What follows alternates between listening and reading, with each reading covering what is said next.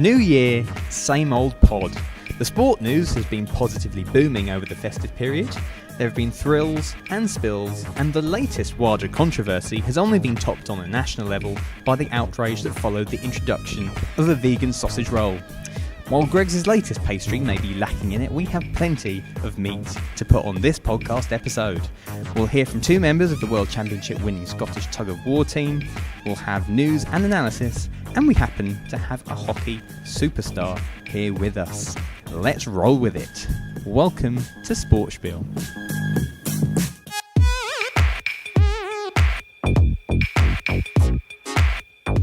Hello listeners. Thank you for tuning in to episode 34 and a very happy new year to everyone. We're coming to you as ever from King's Place here in London, and when I say we, there's more of us than usual because it's a delight to welcome guest presenter and Olympic gold medalist. It's only England hockey's Shona McCallin. Welcome to the podcast, Shona. How Thanks is everything? Thanks for having me. Yeah, first time doing a podcast, so let's see how it goes. Not technically correct, because you've been on this podcast once before. Yeah. For your mental health special episode. Yeah, first time presenting with a microphone. Exactly. And you've clearly been on holiday as well. For people who can't see us, there's two incredibly pale people here, i.e. me and Will, and then there's you, who rocked up with the biggest tan possible. Where did you go? I'm pleased with my tan actually at the moment. Mm-hmm. I went away to Gran Canaria for 4 days over New Year and made full use of the sun that was out there. Very good idea. Anyway, in terms of the rest of us, how was New Year and Christmas? It was good. As I was saying to you earlier, it was nice not to be ill over Christmas Day. Spending time with the family, relaxing, having some sleep. It was good. What about you? I had sleep, food, and some beverages. Let's put it that way. As anyone who's followed you on social media will have seen. Sorry, everyone, for the messages that they received. So we'll obviously be having plenty from Shona and the rest of us later on in the show, but first, here's a brief rundown of the running order about what is to come on this episode. First up, we have our feature interview section, where we hear from Norman Cook and Bob Warnock from the World Championship winning Scottish Tug of War team. Part 2 of the episode is where we then come in as the three of us take a look at the sport headlines in our quickfire news roundup. We'll then follow that up with our discussion section where we'll dive into the issue of football clubs charging for children to be matchday mascots. We then have an extra time segment for this episode where, since we have Shona here, we'll have a quick Q&A session with her. To round things off, we have one quick final and brand new feature to play called Ask Alasdair, where I'm asked a sports trivia question before we then ask you, the listeners, a question of your own. Needless to say, that feature was not my idea. I cannot wait. As ever, the timestamps are in the show notes, but without further ado, it is feature interview time. On February the 2nd and 3rd, Piperdam, near my old university home of Dundee, plays host to the British and Irish Tug of War Championships, and it turns out Scotland are actually quite good at it, with 20 World Championship gold medals. Making his interviewing debut on SportSpiel, our social media producer and writer, Lewis Michie, paid a visit to a training session in Alloa, where he met coach Bob Warnock and multiple World Championship winning team member Norman Cook. In this interview, the pair tell Lewis all about their sport, a sport they describe as the ultimate team sport, and they look back at some of their biggest and fondest memories, including an incredible world victory in 2014. They also look ahead to the forthcoming championships and give you the reasons why you might want to get involved.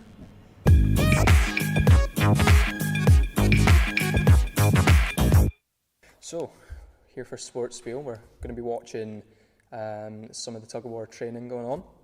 And we have two very accomplished people in the sport with me today. Can you just introduce yourself? We'll start with you. Hello, my name's Norman Cook. I'm in the Scottish Tug of War team. Good evening, my name's Bob Warnock and I'll be here in the Scottish Tug of War indoor coach capacity. Okay, and I mean, in terms of, for both of you, we'll start with Norman, what would you say is your biggest achievement that you've had in the sport? The biggest achievement was winning the World Championships. I was lucky enough to be in the winning Scotland team, which won our first World Gold Medal in 1999 in Carlow in Ireland. Since then I've gone on to win 13 other world titles, so I've been quite fortunate or quite lucky, however you put it, over the years. So yeah, that was our biggest achievement so far. And yourself, Robert? Yeah, I've mostly been involved with coaching, did a bit of pulling obviously at various times as well, but mostly been involved with coaching, and a lot of these medals that Norman's talking about winning, I would be coaching them during that procedure. Brilliant. And I suppose our listeners, they might be a little bit familiar with tug of war, but they might not necessarily know as much as obviously you both would. What's the main differences, and especially the first thing is, what's the main difference between indoor and outdoor? Well, the indoor we pull on mats with the flat soled, and a rubber mat with a flat soled trainer, and the feet are flat on the ground, whereas outdoor we're on a bit of grass and we're pulling with our heels. So fundamentally your foot position goes from being flat on the indoors to basically vertical in the grass in the outdoors. And that really is the main difference. There is a bit more differences, wee bit nuances within the technique in terms of where the power is actually coming from. But fundamentally, it's just the foot position that's the real difference. Yeah, and Norman, I mean, in terms of the skills that you need to be successful in tug of war, one thing that I saw that comes up a lot when I was researching is that, there's obviously different weight classes and making weight for that. What's the different challenges that come along with that? Well, there are quite a few challenges actually. But what I would say the biggest thing for anyone new starting a sport is they think you pull tug of war. You actually don't pull tug of war, you push it. You're actually pushing with your legs. You're not heaving too much with your arms. Basically, you're only gripping with your arms. So you're basically pushing as much as you can with the legs. The challenges with the different weight classifications are probably due to diet and really trying to maintain your weight and being really strict on yourself with the weight. But it can be pretty tough, actually. We're here for your training tonight. Yep. Obviously, Robert, you being the coach, what's your idea tonight? What kind of different things you're going to go through? Well, we'll probably start off with a warm-up this evening, and we'll do what we would describe as multi-ends. So we'll take the weight up and put it back down, not quite to the floor, and then take it up again, just to get and that'll be a relatively light weight, and that'll just get the athletes warmed up. And then we'll probably move on to a set with a really heavy weight, which is a weight that we can only just move. And we'll probably do sets of 50, maybe even up to 60-second blocks of them with 60-second intervals, just pretty much like a sprinter would do intervals on a track. And we'll do intervals on the weight category, depending on what it is. And then we usually do a couple of them, and then we'll probably finish up again with some multi-end stuff. I have seen occasions when we do live, but I don't think we'll do live this evening because we were at a competition on the weekend, so the guys have had quite a bit of live this weekend, so it'll probably be much work on that block that'll be getting done this evening. Okay. How often do you train? Yeah, in terms of on the rope work, they would usually do 2 nights, and the run up to a big major championships like a World Championships would probably put that up to 3 nights a week. But we would expect them, if they were on 2 nights a week training, we would expect them to be doing something another 3 nights of the week, 3 or 4 nights of the week. So a couple of things, as Norman alluded to earlier, this weight control is a big issue because we're pulling in weight categories. We've got to control this weight. And the 2 key things that the athletes use for that is running and spin classes. Some of them do running, some of them do spin, and that's just to keep the cardiovascular work and keep this weight under control. Obviously, it's a strength sport, and obviously the more muscle they've got, the better. So again, there's some weights that a lot of the athletes will do, various different kinds. You can see around here there's some pull-up bars, and there's a vertical rope hanging there where they'll do some rope climbing and stuff like that. And it's all just about, lean, powerful bodies. That's what you want for all sports, I suppose. And tug of war's not really any different from any other power sport. Okay, and Norman, how crucial is that amount of training in the run-up to a competition? It's extremely crucial. I mean, World Championship, you're talking about the pinnacle in any sport really, so really you've got to be in the best physical condition you can. As I say, Bob says, we're training 3 nights a week doing that, you're running another 2 nights a week, and you're going to the gym another night of the week. You live and breathe tug of war for that sport. That's the kind of dedication required at the top level. You really do have to commit yourself 100% to the sport. And you talk about diet, like what kind of diet are you following? How much are you restricting yourself? It leads to a fruity Alasdair Christmas, I can tell you that.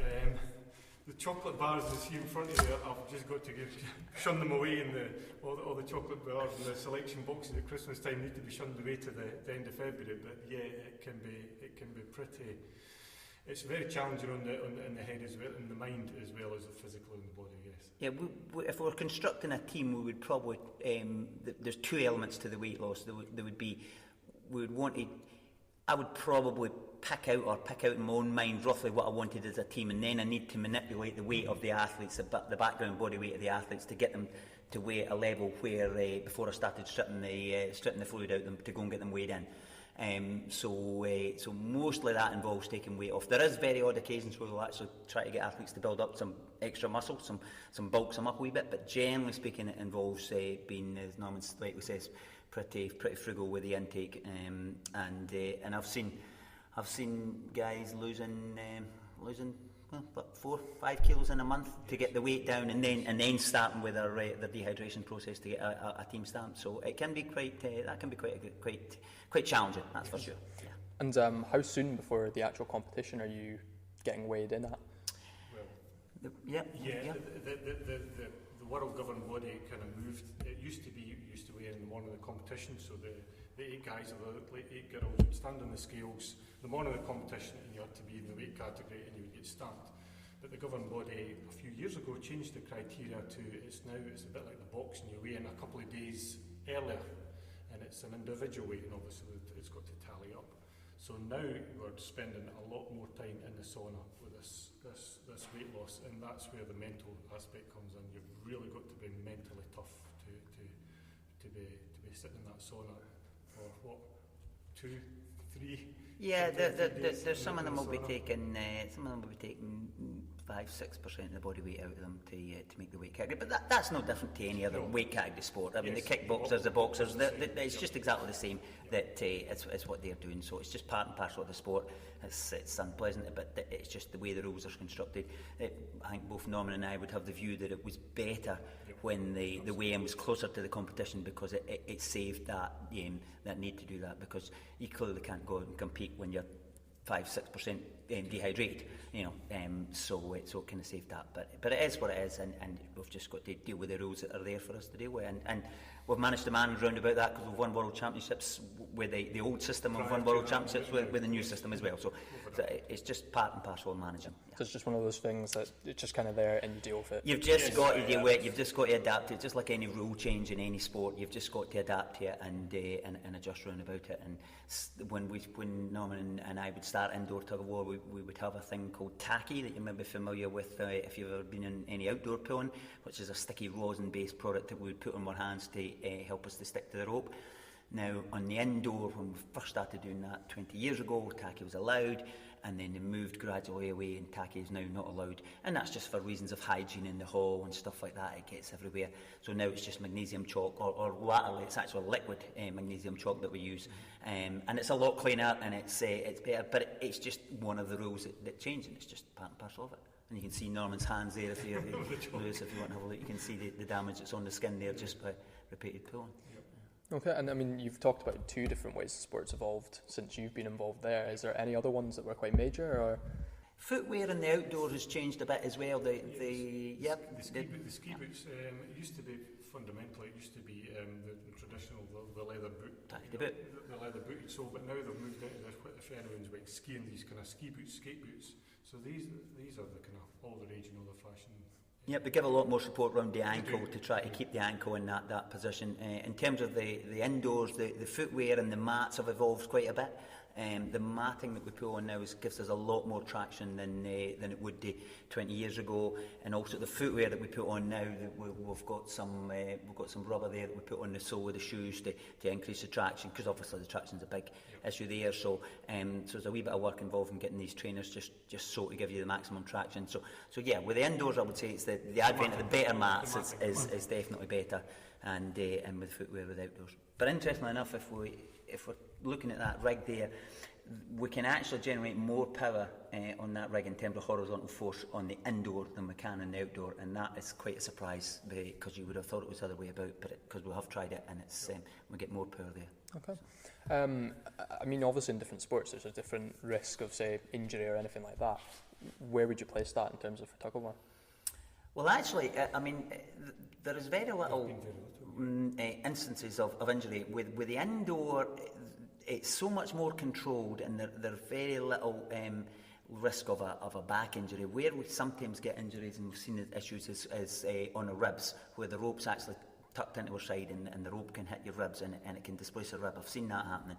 But there's no any heaving and rugging that you would see in outdoors. With outdoors, yeah, there's a lot more of this back and forward, to and fro, just because you're in a bit of ground, and you've probably got a bigger propensity to hurt yourself in terms of your back injury on the outdoor. But really, I can't recall any really issues with the indoors other than the odd rib gets knocked out when it, and that's usually a fault or somebody slipping or something like that happening with a mat or something, and the athlete falls and it goes down on the ribs. But other than that, I wouldn't say it's that guilty of being that injury prone. Yeah. Okay. And Norman, I mean, you've talked about World Championships and stuff you've been to, and you look at some of the places there's been, and there's some quite impressive places like China. Yes. How exciting is it to be able to go across there and do what you love? Absolutely, yeah. I mean, it's certainly a great way to go and see parts of the world. I'll tell you that. It's we've been to Holland, Spain, China, Republic of Ireland, England, times, Wales. yeah. Scotland twice, one of them here 2004 and then again 2012, so we've been about quite a wee bit to go. Which one tops them all for you? Do you like going somewhere else, or do you like being able to be home and kind of represent your country at home? I think the most memorable pro for me would be this medal here. Yes, it was the World Championships in 2014 in Carlow in Ireland, and Castlebar. Castlebar. Yeah, Castlebar. We were in the world final against the Chinese Taipei, and they were clearly a better team than us. But for somehow, we managed to wear them down, and within about 5 or 6 ends, which lasted over 15 or 16 minutes, we managed to beat them. So yeah, that would be the ultimate one for me. Yeah, I think that's quite a memorable pool, and if anybody's any interest in tug of war, to go on and search that. If they search in YouTube in 2016 now? No, 16 was it? 2014. 2014 it was. 2014. Search that 600 kilogram world final, and they'll see it. It's certainly quite exciting stuff. Yeah. And I mean, back to you, Robert, because obviously as being the coach, you look it up, obviously there's been a lot of different medals for the men's team, and then also in mixed and women's you're getting there, but maybe not had quite the same success. What do you think it's going to take to push that on to have similar levels? I think where our success has probably been with the men has been the individuals that we've had in the men's squad, if we like, have been more dedicated, more applied to the job than we've had with girls historically. I have to say the crop of girls that are coming through now are certainly showing a lot more application to the sport and a lot more dedication to what's required, and certainly in the last couple of years we have seen big strides in both the girls, and now there's also a mixed category as well, and that's we're going to Dundee for the UK Championships coming up, and we would have fairly high hopes of the mixed category there as well, because I'm not sure there is a ladies category at Dundee, but I don't think there's going to be enough there to pull. But the mixed and even more gents would be fairly looking forward to it. How long have you had a mixed team for? We've had mixed team now. Since 2012 would it be? Done Perth, yes. Category came in, didn't it? In Perth, so we've had it every championships, yes, I think. Yeah, since 2012, yeah. Aye. So, and the World Championships would be every second year. So that's 12, 14, 16, 18, yeah. Okay, and you mentioned there Piperdam, so you've got championships coming up not far from where we are at the moment. We're in Alloa, or around about Alloa, so not far in Dundee. Is it exciting to be able to, one, you don't have to travel far, so I'm sure that maybe is a little bit of a benefit, but also just to be able to maybe get more people. Yeah, it brings a couple of things. Because it's a quite small sport, and that a lot of the athletes stroke organisers tend to be involved in the organising committee and doing a wee bit of extra work. So when it's at home, you tend to have a wee bit extra work in terms of administrating work and sorting out transportation of mats and ropes and things like this. But we'll manage that okay. It's always nice when it's at home because it's easy for you. If you forget a bit of kit or anything like that, you just nip home and get it. It's nice when it's at home as well because your family can come and watch you. It's fairly close and it's easy. It's always a wee bit warmer atmosphere. Some ways it probably brings a bit of added pressure because your friends and families are there rather than a home advantage. But it's certainly, it's nice that we've had 2 World Championships at home. We get a British and Irish Championships every 4th year. So yeah, we're quite accustomed to having them. Yeah, and one of the things around that, obviously we're here because you have that championship coming up, but also because you're, kind of, obviously if you can, grow the sport, get more people involved, get more people watching. For you, Norman, why are you involved, and then how do you think that might transition to maybe other people getting involved? Oh gosh, that's a tricky question. I first got involved with Young Farmers way back. I'm not sure how many years ago it was actually. Too many I can't remember. Just that boy, Norman. Yeah. So I started off in Young Farmers. I was 15 or 16. I can remember going to the Highland Show and watching the Tug of War at the Highland Show, and thinking, I want to be that. I want to be that someday. And I tried to get to my local Young Farmer side, and eventually managed to do that. So managed to qualify for Highland Show, managed to do that.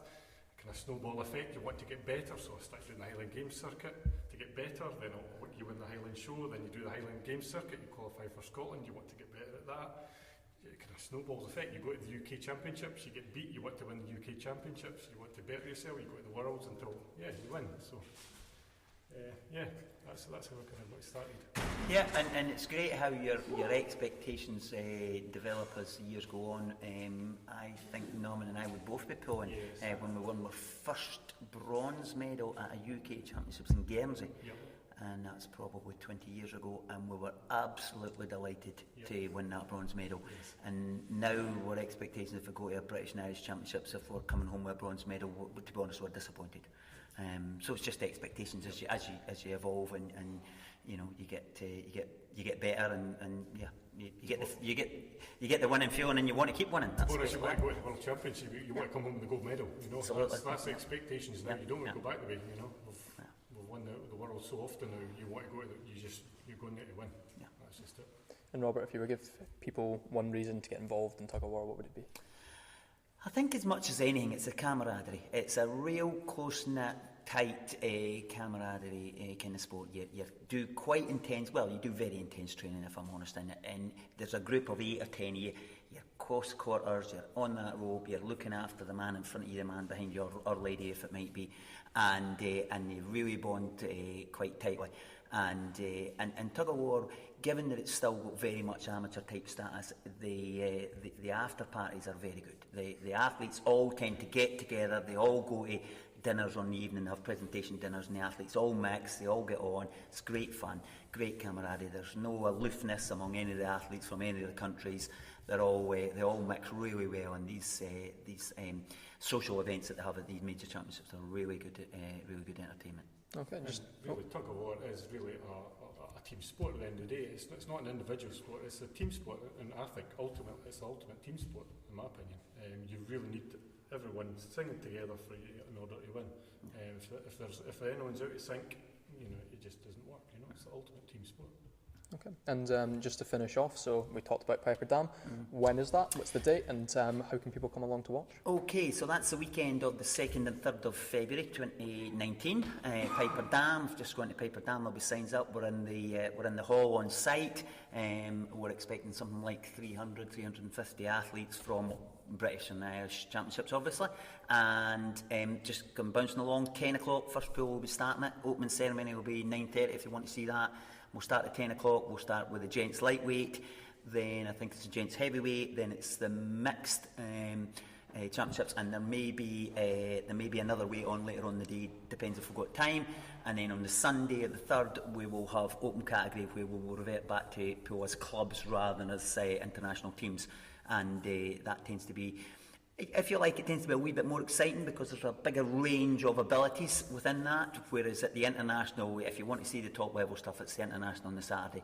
But quite often the Sunday with the clubs, there's a bigger range of abilities and you can get a better feel for it there. Okay, brilliant. Well, thank you very much, and good luck in February. Thank you very much. Thanks, Lewis.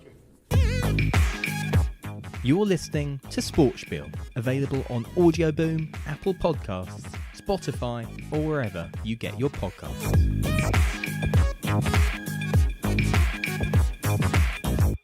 Many thanks to Lewis for his interview and to Norman and Bob for their time. Now it's the time for the three of us to do some news. For those new to the show, this is a quick fire section as we go around the table and we each get 2 minutes to talk about an important news story that caught our eye. Timer at the ready, and we will kick off first with Will Moulton. Timer is underway. For those of you who are regular listeners to the show, you will remember that on episode 31 we dedicated our discussion section to talking about the appointment of Susanna Dinenage to the Premier League as chief executive. However, most of that chat has now been rendered pointless and irrelevant because she has now decided she's not going to take up the role for reasons as yet unclear. It's very unexpected. I don't think the Premier League were particularly expecting her to renounce her appointment. There's no real reasons offered. She seemed like the golden candidate for them. So the question is, why has she stepped back? Has she had a change of heart?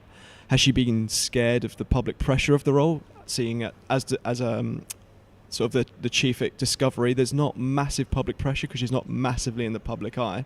Not like if she was at the BBC, for instance. But we've got no idea. It would have been such a fantastic move to have a woman in such a powerful position in football, which is, the biggest game in the country, arguably the world, at the biggest league in the world, the league with the most money in it. And I'm quite disheartened by it because for all those reasons, I was really excited to see her step into that role.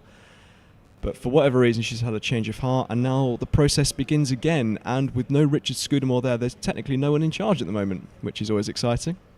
Someone rather amusingly put it down to the fact that she's a Fulham fan, and Fulham look like they're going to be out of the Premier League next year. So that's why she's changed her mind. Probably not true. I hope that's not true, because that's pathetic if it is the reason. Moving on then to our next story, brought to us by Shona. Yes. Turn of the year, start of 2019, which marks the year that the Netball World Cup comes to England. There's been a lot of talk about the England netball team, rightly so, after their heroics at the Commonwealth Games and scooping up two awards at the recent BBC Sports Personality of the Year. And now is their year. They've got a home World Cup in Liverpool, which is exciting. It's a tournament with 16 teams. England will definitely be looking to better their fourth position in 2015. I'm sure everyone in the squad and around the England netball will be confident that they can do that. The top 4 ranked teams in netball are all extremely close, so those top 3 positions will be heavily competitive. England had been drawn in the same group as Scotland, Samoa and Uganda, which may not sound like huge nations in terms of country and netball prowess. However, England versus Scotland will definitely be more than a netball game. And what's great to know is that BBC and Sky will be showing the tournament for all to see, and tickets, I believe, are available now. Go and snap them up. It's another great year for women's sport, isn't it, 2019, and team sports. Obviously, it seems like every year at the moment there's something great. So 2014 was Rugby Women's World Cup, 2015 was Hockey Euros and Football Euros, 2016 was Rio, which obviously you guys, as the hockey players, dominated, 2017 Cricket World Cup, Rugby World Cup, 2018 the Netball Commonwealth Gold, then coming into this year you've got Netball World Cup and Women's Football World Cup. The rise of women's team sports is such that we're now taking an interest in this, and I know from my point of view it's so exciting that we are actually taking note of tournaments like this, and I can't wait to see. We went to the netball, didn't we? We did. Had a great experience. If we can get tickets, I think we definitely will be on that. Yeah, and seeing obviously the reaction to England netball's Commonwealth win, it's very similar to what you did at the Olympics in 2016. The reaction to that, did you see a lot of similarities in the public reaction, maybe the growth as well? Yeah, I mean, sport?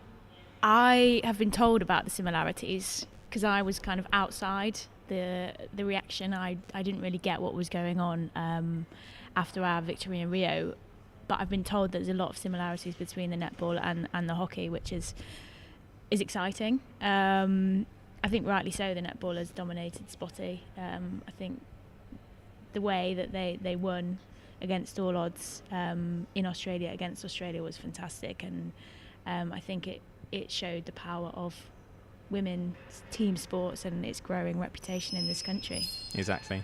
They should have come away with 3 awards, but I've already said my bit on that. You have. Moving on then to my first news story, and it's typically about WADA and Russian doping, because we couldn't get 2019 started any other way than by mentioning the latest twist in this tale. Russia's anti-doping agency, RUSADA, missed its December 31st deadline to hand over data from its Moscow lab, a key requirement after the body's reinstatement back in September. WADA's Compliance Review Committee meets on January the 14th, and they could recommend that Russia is suspended again, but it's fair to say that there's plenty of uproar, once again, primarily from the athlete community. WADA's own athlete committee, they warned them that if they don't ban Russia, they will have failed clean athletes. What's more is that this is very embarrassing for WADA President Sir Craig Reedy, who offered a 100% guarantee in November that the Russians would comply. Oops. WADA's Athletics Committee said in a statement, "We're extremely disappointed that the December 31st deadline imposed on Russia by WADA has not been adhered to by the Russian authorities. We now expect that following the process recommended by the CRC, that Russia will be declared non-compliant. Only this action will be suitable and appropriate in the view of the athletes. Anything less will be considered a failure by WADA to act on behalf of clean athletes." So a few days until that key date on January the 14th, but from my perspective, and probably the perspective of a lot of people, surely there can only be one outcome. But we've said that before. I honestly don't know what more I can say on this topic that I haven't already said. I didn't actually want to talk about it, but as you've brought it up, might as well delve into it a little bit. It's just, are we surprised that Risada didn't comply? Of course we're not. So, I don't know. There just needs to be a final decision made soon. Someone needs to put the foot down and say something, because we can't have this drag on for so long, because it's detracting from what we should be focusing on, which is what's happening on the field of play, in the water, etc., etc. And it's an unwelcome distraction from a fan point of view. Anyway. That's the thing. We're onlookers from the outside, but do we trust what anyone has to say now, considering what's been happening? Because that's the key thing for me, is that all trust in that sport seems to be being eroded from an athlete point of view, but primarily from a fan's point of view. Which is partly the whole reason for sport. And no one now believes it. Yeah. It's obviously a very depressing thought. I still like to take the naive view, and when I see someone do something incredible, I still like to think that's because they're just the best genetically and that they've trained the hardest.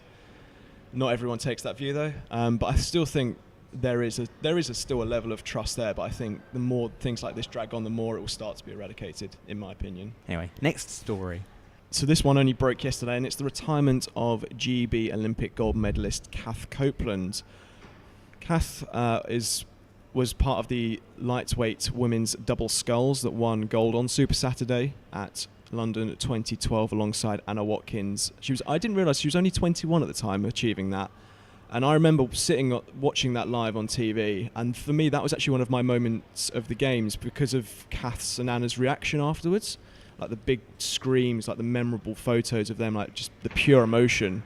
And I remember James Cracknell was saying at the time how they'd overperformed and over-delivered, and someone with very limited rowing knowledge, I just thought they'd rowed the race impeccably, they were superb and they deserved the gold. So to then know their backstory about how, they weren't favourites at all, but actually they managed to get through because of they got it right on the day in front of a home crowd. It was a really special moment, obviously being part of Super Saturday as well. Unfortunately, Kath never quite lived up to that same level again. She did win European gold and world silver in 2015, but was unable to hit the same heights at Rio. But for me, she will forever be remembered for that moment when she crossed the line to win gold on Super Saturday in London. And I'm going to slightly name drop here, so a lot of the rowers train Bisham with us, and I remember we have two gyms. We have the elite athlete gym, and we have the non-athlete gym, which isn't the name I call it, but the name I call it is probably not PC enough to say on the podcast.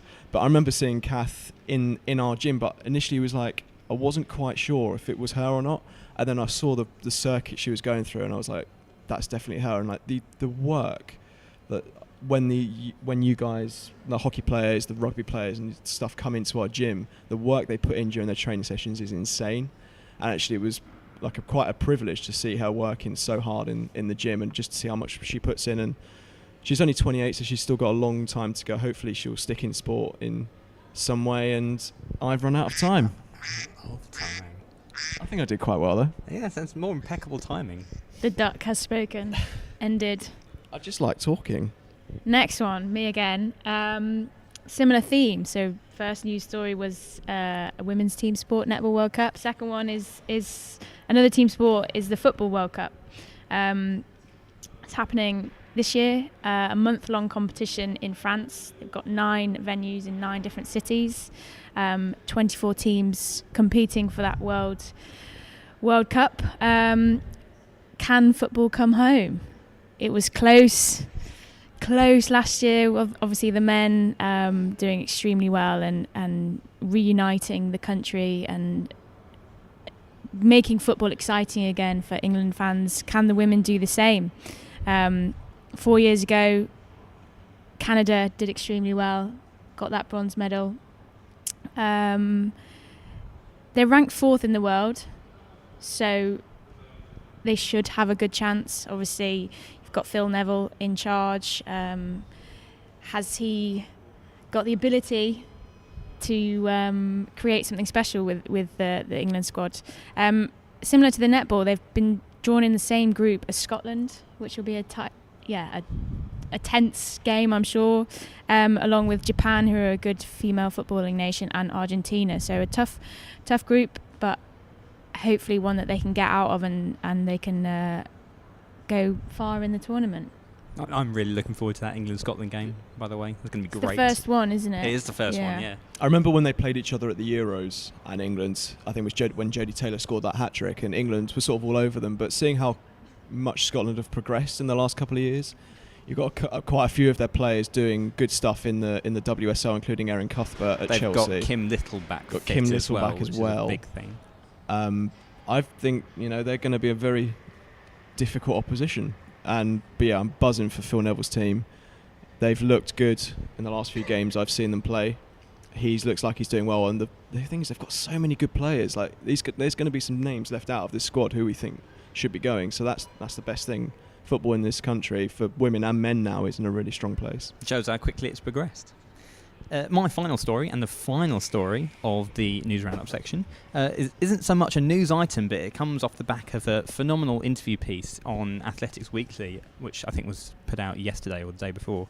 In it, British middle distance runner Bobby Clay spoke to Jess Whittington 12 months after she initially spoke to the same publication to raise awareness about Red S. For those not in the know, Red S stands for Relative Energy Deficiency in sport, and it's sort of a catch-all term for a number of conditions such as osteoporosis, disordered eating and amenorrhea.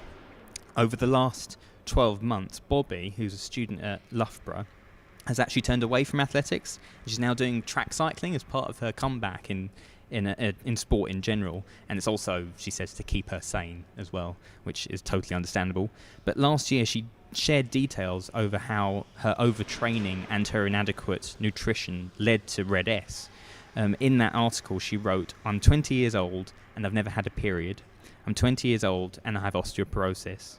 I'm 20 years old and I've become that girl.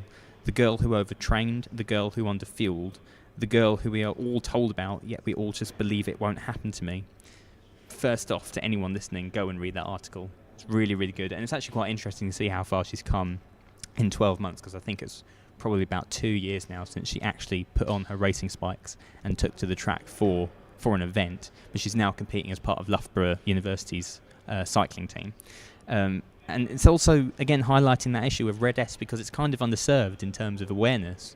But there's quite a few stories out there of how people take their training to a new level, and it can go badly wrong if you're not managing it properly. And as an athlete yourself, you know how important nutrition is, but also the recovery aspect from when you're training. Yeah, definitely. I agree with that. If you're not in the know and don't have the knowledge about the harmful effects of overtraining and underfueling, it can be really dangerous. And for this article to come out raising awareness of Red S is great, and echo what you said, go and read it. Likewise. I mean, I don't know about you, but I remember when we had Rosie on the show, I followed quite a few sort of similar athletes to her, and Bobby was one of them. And then I sort of started seeing her journey and talking about osteoporosis and things like that, and it's just very eye-opening. But it's also like huge kudos to her to keep going. And she's had to move sport, but she's still continuing in an elite sport, and she still has the drive to want to do that, which is fantastic. Exactly. And that is it for the news roundup. More to come after this. Subscribe to our YouTube channel to find our episodes and other video content.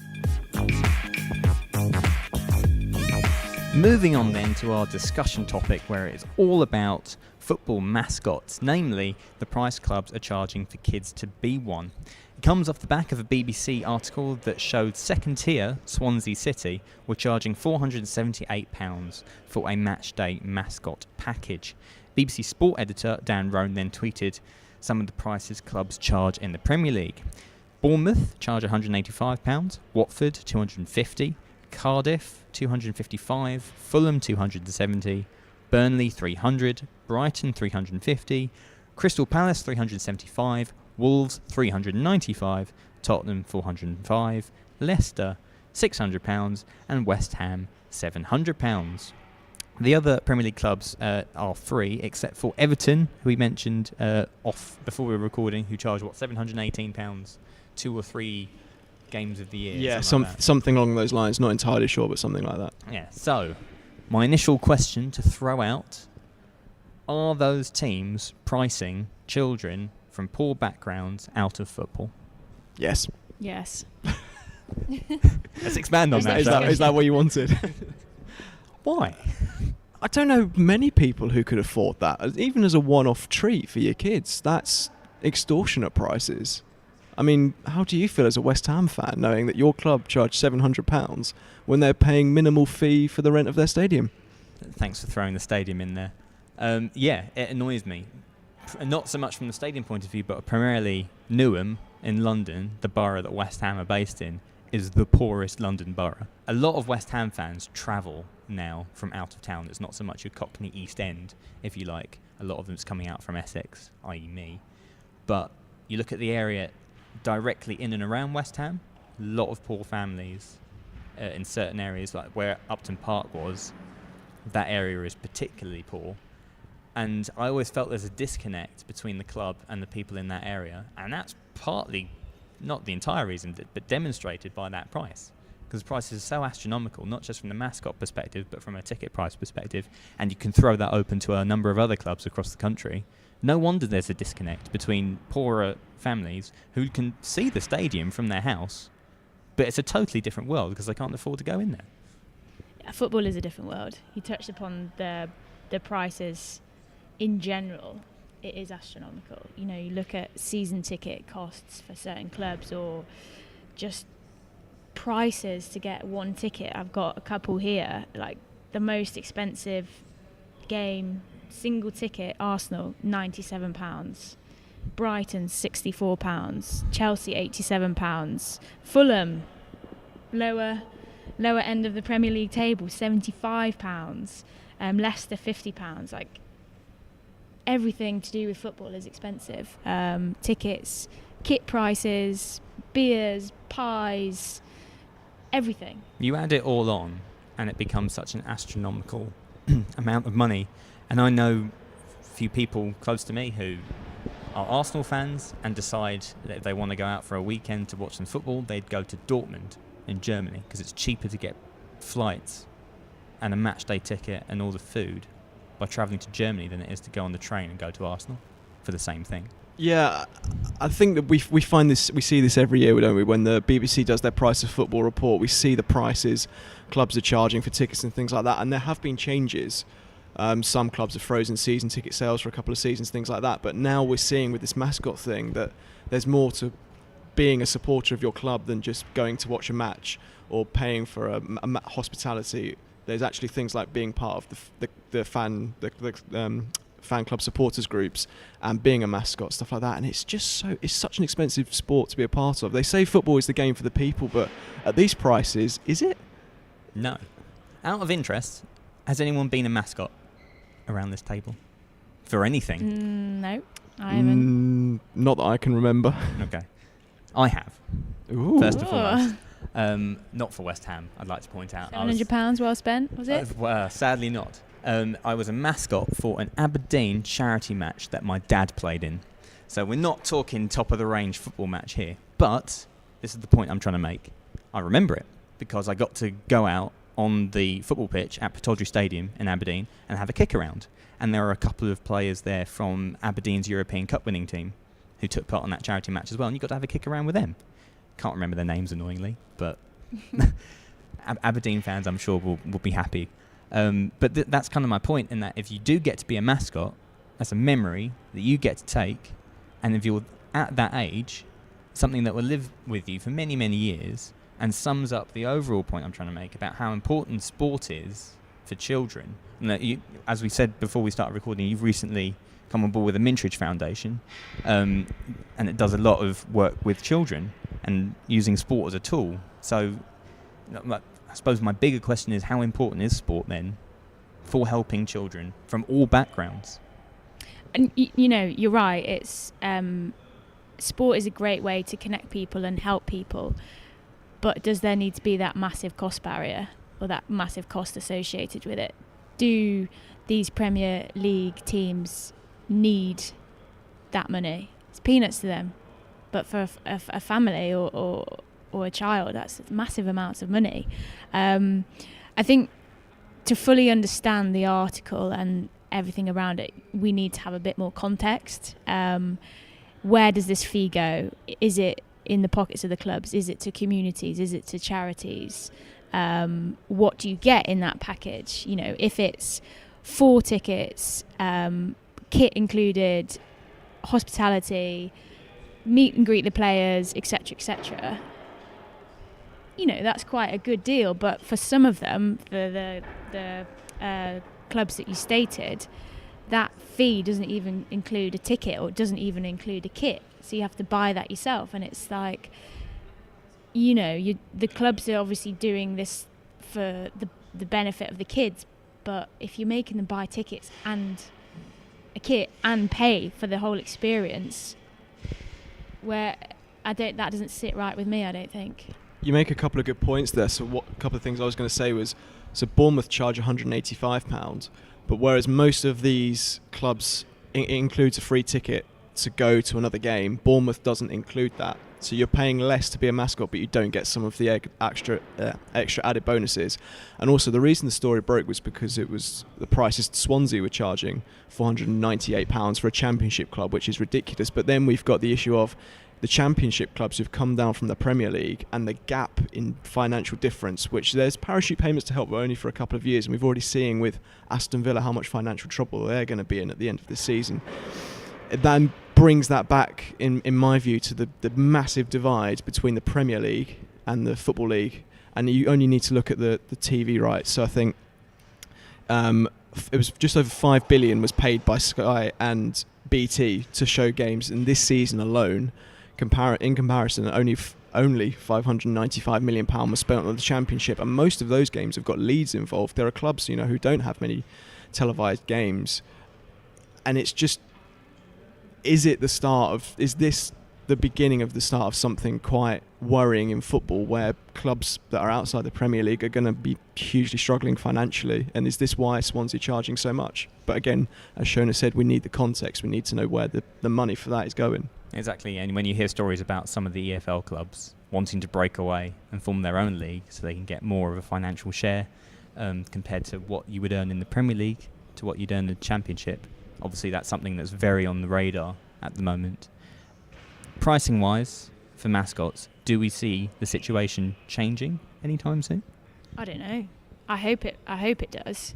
I hope that either clubs become a bit more transparent and say where the money's going, if it's community, if it's into their pockets, which I think possibly quite a lot of them are in their pockets. I was looking at a couple of websites today, and all the mascots is under corporate or hospitality. It's not about community or kids. So that puts in my mind that it's about the money rather than helping kids, connecting kids with sport, giving them experiences. So I think clubs can either take that fee away. Do they need it? You talk about the differences between Premier League and Championship, Swansea coming down, but still, how much did Swansea pay? A couple of £100. Like, actually, how much is that to them in terms of revenue? Do they need that? Is that necessary? And it's not like you're getting 11, 12 mascots a game. You're getting 1 or 2 normally, aren't you? So yeah, exactly. And you look on the finance perspective, and you see the bonus that Richard Scudamore is going to get as his parting gift. And each It's club, massive, wasn't it? yeah, gave £250,000 like As that. you do, yeah. which we gave our opinions on previously. Yes, we did. Didn't render that chat entirely useless. But yeah, that sums up the point. If you've got £250,000 ready to spend like that, do you really need to be charging that much for a mascot package? In the defence of these clubs, you know, there are certain clubs like Liverpool, Chelsea, Arsenal, Man United, Man City, who apparently don't charge anything, but they select kids at random from their supporters clubs, from their kids' supporters clubs. But we don't know how much people are paying for their kids to be a part of that. So they could be just as in the wrong as these clubs charging £700 to be a one-off mascot. Exactly. But again, we don't know that. Yeah, we just need a bit more context surrounding it, I think. Demands a little bit more investigating. Yeah, I BBC, think. get on it, please. No, Hey. SportSpiel, first investigative podcast. Okay, Yeah, we'll here get we on go. it. Someone fund us, please. Anyway, that's it for this discussion section. More to come after this. Follow SportSpiel Pod on Twitter, Facebook, and on Instagram, or go to our website sportspielonline.com.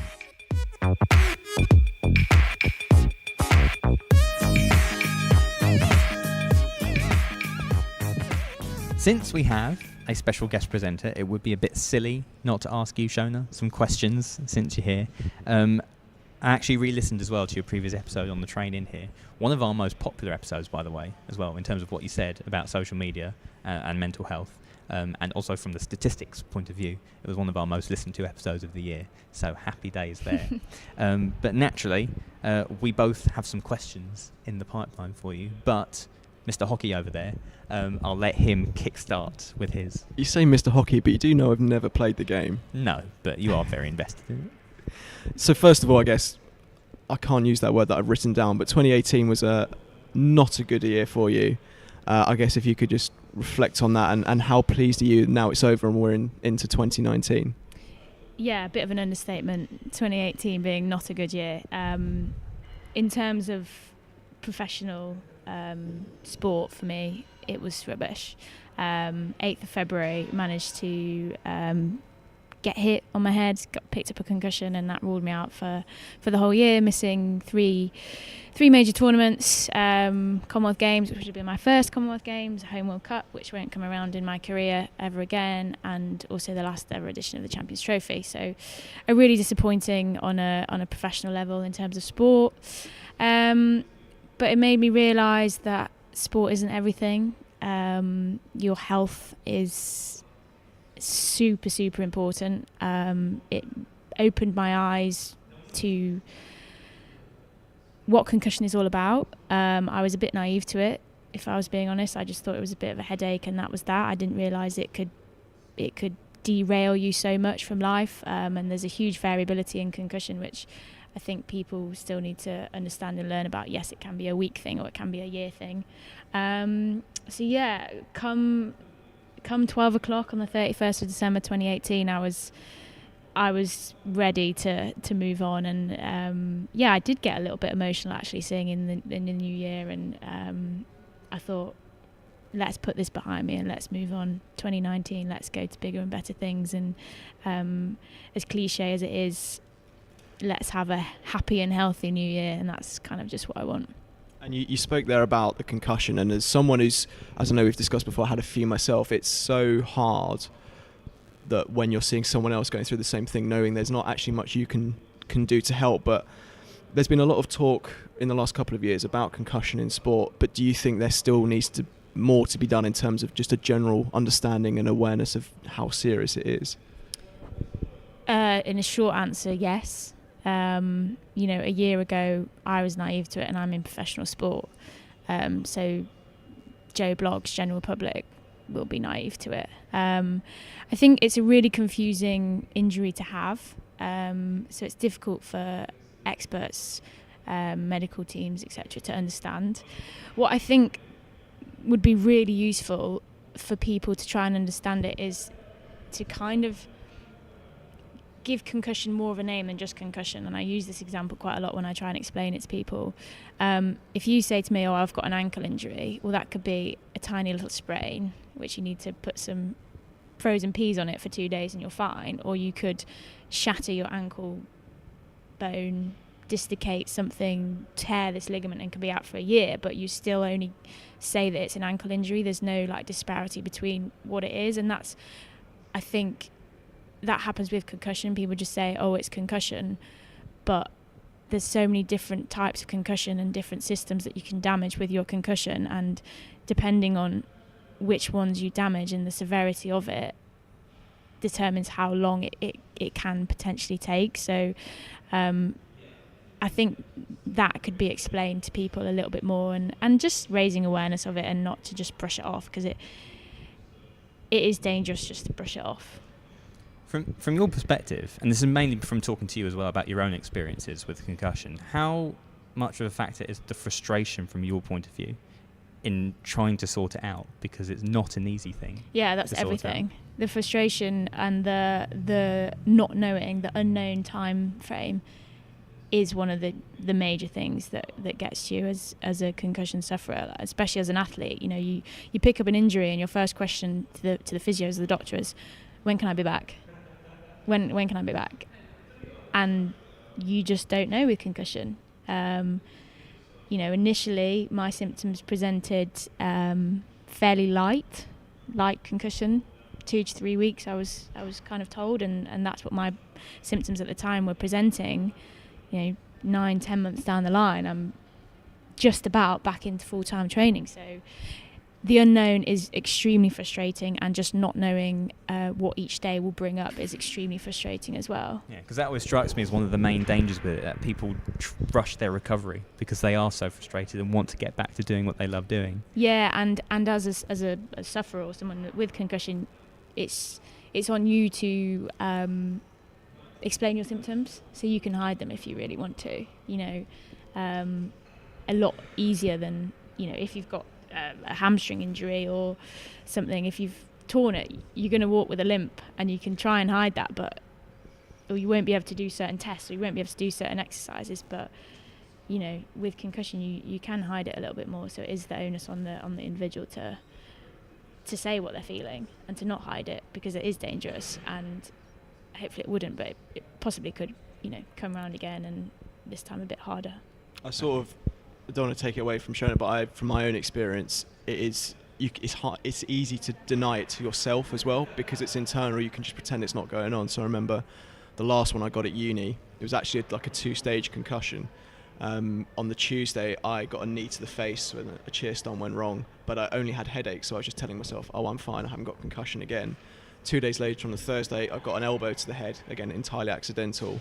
Ended up in hospital, couldn't remember my mum's name, my date of birth. I was all over the show, and that was the moment for me that was like, I need to start taking this seriously. And that was before I'd even done any research on it or anything. But it is that frustration, and I hope you don't mind me saying, but I could see it in that frustration in you as well. I remember we had a train journey back to London together. Yeah. You can just sense someone is frustrated. It's hard from the outside, because I knew exactly how you were feeling, and you just don't know what to say to them. So I hope I didn't annoy you too much on that journey. You just don't know what to do or to say to people. I've had concussion, I know what it's like, but still with people who have concussion, two of my friends have got it, I struggle to know what to say to them, and I've been there for the last 9-10 months. So for someone that's never had it, it's so tricky. So I think the more awareness, the better. The more things coming out, research, learning about it. It's only better for sport, and also actually just people in general life who suffer with concussions as well. But moving ahead, looking positively, Yeah, 2019 now, onwards. You're back pretty much in full-time training, and we've got the brand new Pro League starting in a couple of weeks when the tournament actually kicks off. How excited are you for that? Yeah, it's a brand new thing for hockey, and it's something that I hope really takes off. The idea was to kind of get rid of games in tournaments that not many people watch, or maybe look a bit rubbish on TV because there's not many people there, and to kind of boost hockey a little bit. It's similar to the UEFA Nations League that's been going on in football. Instead of the meaningless friendlies, they've got this Nations League going, and that's kind of similar what hockey's tried to doing as well. There's 9 teams in both the men's and the women's schedule that will have that will be part of a league. They'll play home and away fixtures, so we'll go to Australia and play them away, and go to New Zealand and play them away, China, play them away, and the idea is to obviously finish as high as you can. I think if you win the league, so you be top 4 playoffs, top 4, win that, then you have automatic qualification for the Olympics. So there's something definitely riding on it, and the higher up you finish, the in brackets easier your Olympic qualification game will be when that comes around. So there's it's important, there's something on it, and it's exciting as a player to be able to consistently have top quality matches coming around in consistently filled stadiums, which is exciting. So we'll have all our home fixtures, so 8 of them at Lee Valley in London. So get your tickets now, guys. And yeah, to go over to other countries and play in full stadiums is exciting. Speaking of the Olympics, I know you have a question you want to ask about Rio 2016 as well, Alasdair. Yeah. So I listened back to your past episode, and one of the things I suppose that particularly stood out for me was you spoke about the shock once the Olympics had finished and you'd done what you'd done, and obviously you'd been off social media throughout the entire tournament. How did you cope with that level of, I suppose, public attention? And at what point did it become normal, or if it ever has become normal? Yeah, the period after Rio when we got back was a little bit mad. There was, I think, 1 or 2 days in about a 6-week period where I wasn't doing anything, whether that be a school appearance, a hockey club appearance, a speaking appearance, a charity appearance, an interview, whatever. And that was really strange for me, to be like, whoa, there's a lot of people interested in hockey. And then if you multiply that by 16, 18, 19 players as well, that's a lot of interest and a lot of people going out to communities and spreading hockey and talking about our journey and stuff. Now, naturally, interest does die down a little bit. So it has definitely calmed down in terms of appearances and things like that. And it's not to say that the interest still isn't there, because I think, looking at ticket sales and stuff for the Hockey World Cup that was last year now, that they were through the roof in terms of actual attendances and applications. But it did get to a stage, I think, in about 2017, mid-year, that I just wanted to stop talking about it, and I wanted to look forward. I didn't want to continuously look back and talk about the past, talk about this, talk about that.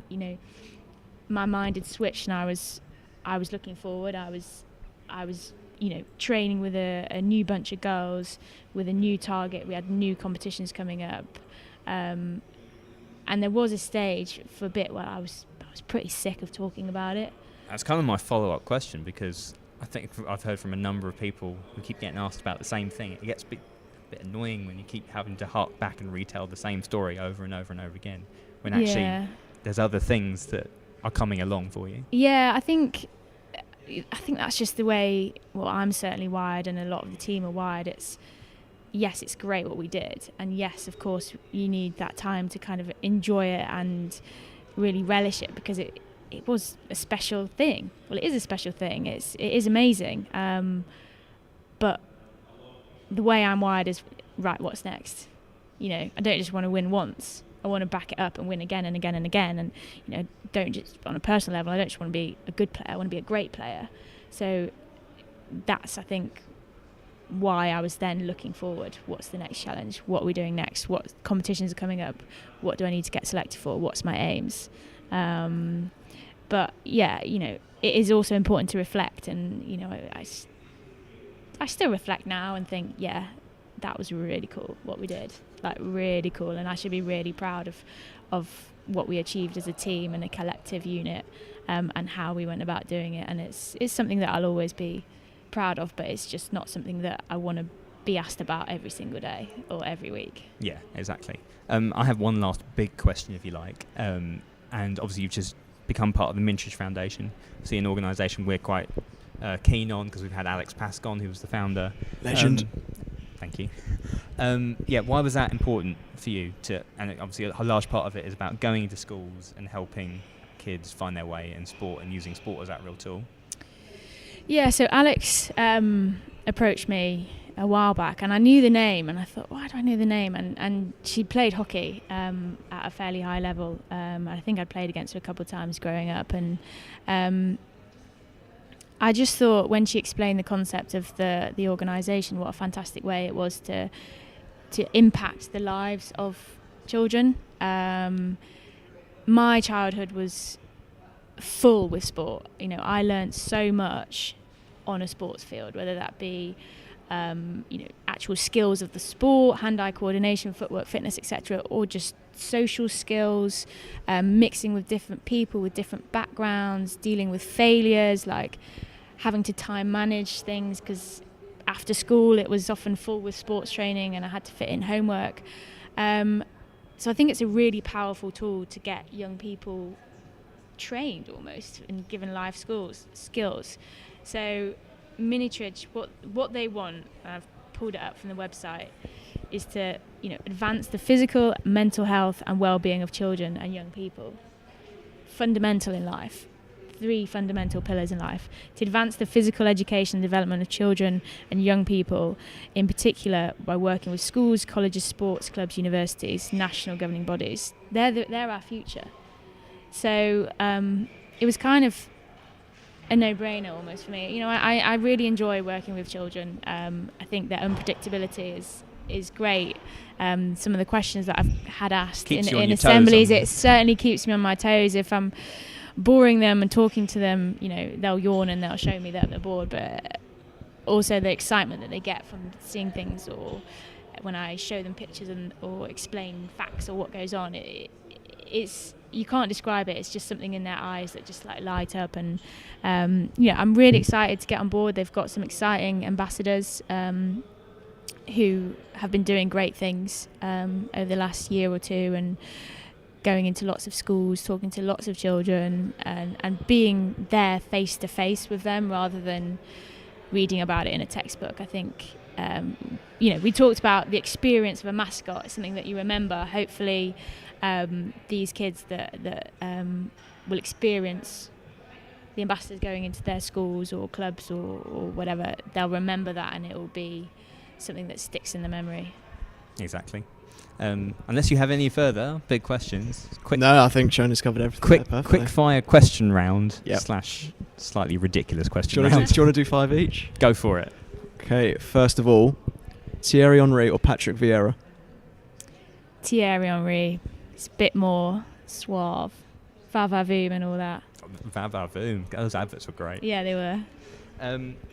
Favourite sporting moment?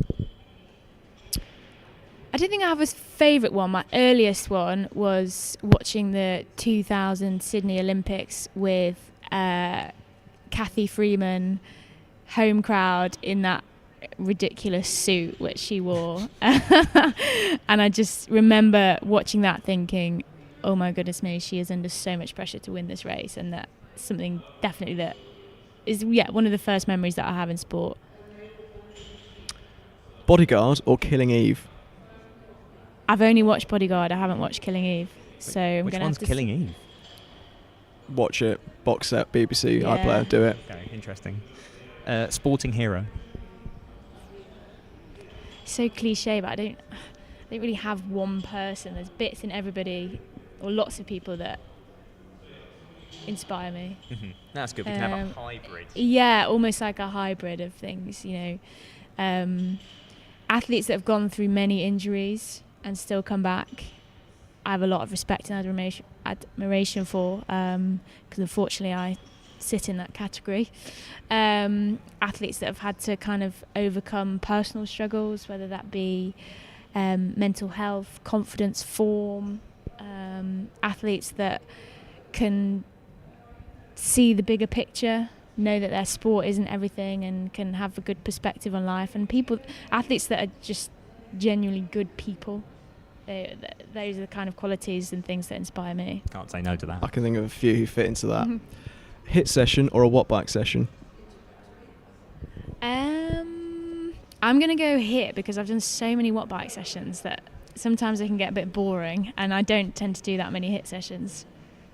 So yeah, variety, get some hit involved. 3 songs on your workout playlist. I just made a new one recently. It's like a 2000 R&B vibe. So I think we've got like maybe Chris Brown, Forever on there. Some Nelly. What else was on there? Yeah, that kind of cheesy genre-y. All on board with that, though. Yeah, no, it's good. I'm not sure I am, but What? you scream R&B vibe to me. no, I just scream. Love Island or I'm a Celeb? That is such a tough question. I really enjoyed I'm a Celeb this year, so I'm going to say I'm a Celeb. But I do enjoy watching Love Island as well. Tea or coffee? Ooh. Can I say both? No. Tea. Coffee. Tea. I love that's always the question. Tea. It's the hardest one, isn't it? I think. Final one from me. Serena Williams or Roger Federer? Oh, I like that they played against each other the other day. I'm going to go with Roger Federer. And you know what has swayed that for me? It's the last year, the outburst from Serena. I don't know why, but it was a strange moment that I've never it seen was it behave strange. like that before. And I just think Roger Federer is so unbelievably classy in the way that he plays, his temperament, how he conducts himself, and I mean his records speak for himself as well. And he's got cute kids. Has he got like two sets of twins? Well. Like, That's a handful. yeah, Last one from me. Night in or night out? night in. With Yeah. TV. Night, I'm a Celeb. Yeah, night in. It used to be night out, but as I'm getting older. I'm completely night in as well. Night in. I'll agree with that. Night out once a month. I can't do it all the time. And with that, that's the end of the Q&A session. Last feature after this.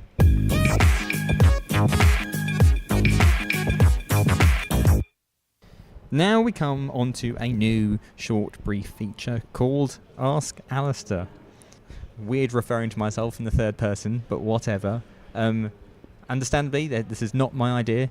As I stated at the start, it's Will's idea. So please explain it for everyone. I just thought it would be a fun game for you to play and then for the audience to play along with at home as well. So each week there'll be 2 questions. I'll ask you one and you get a point if you get it right, and you lose a point if you get it wrong. So we'll keep that tally throughout the year. Then we'll ask one for the audience as well and just send us in your answers. So Alasdair, your topic this week is Formula 1.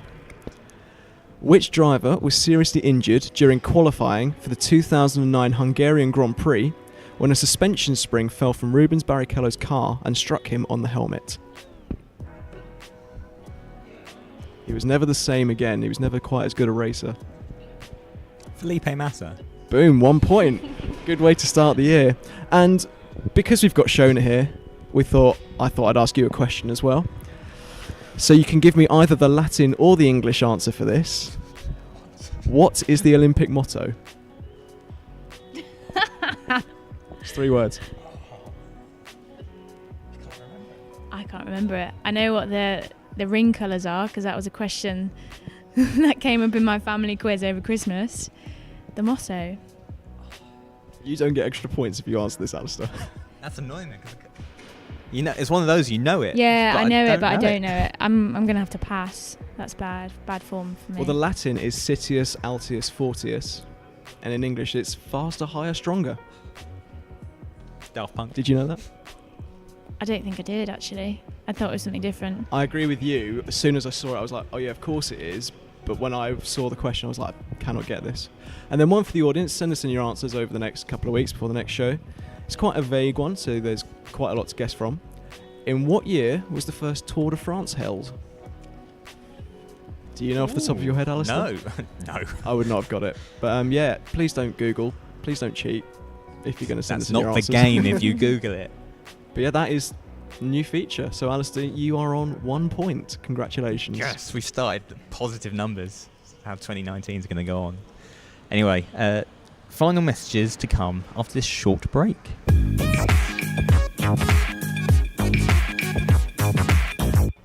Right, that is almost it for this latest episode of the podcast. Before we go, as ever, I'll quickly fire a plug to our social media channels. Please go and follow us. We're on Twitter, Facebook and Instagram, and you can of course email us feedback. Our address is sportspielpod@gmail.com. That's also the address if you want to fire in your answers to that trivia question, send it there.